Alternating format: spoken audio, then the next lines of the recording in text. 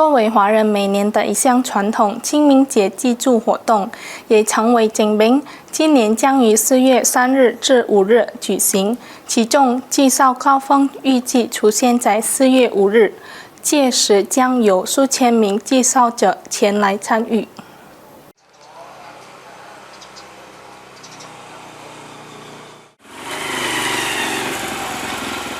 在庆祝完春节与元宵节之后，华人群体特别是三教信众将迎来清明节或者景明，即前往祖先墓地进行祭扫、清理墓园、焚香祭拜，并为已故先人祈福。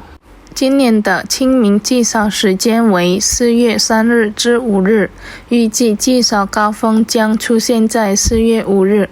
虽然尚未进入正式祭扫期，但已有部分华人提前前往墓地进行相关仪式。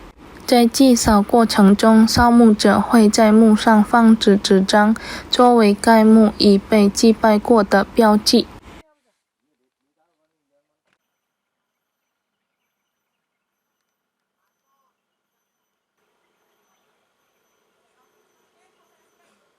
Sebetulnya pada zaman dulu itu di daratan Tiongkok itu kan setelah habis ziarah dia kasih kertas di atasnya melambangkan bahwa makam itu sudah dikunjungi.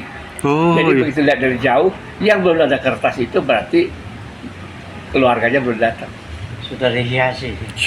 Ya. 清明节活动委员会成员展热侯先表示，今年预计将有数千名民众前来祭扫，其中既包括巨港本地居民，也有来自外地的华人。因此，为确保清明节祭扫活动的顺利进行，主办方已与警方及军方协调，加强现场安保工作。Tim Liputan PAL TV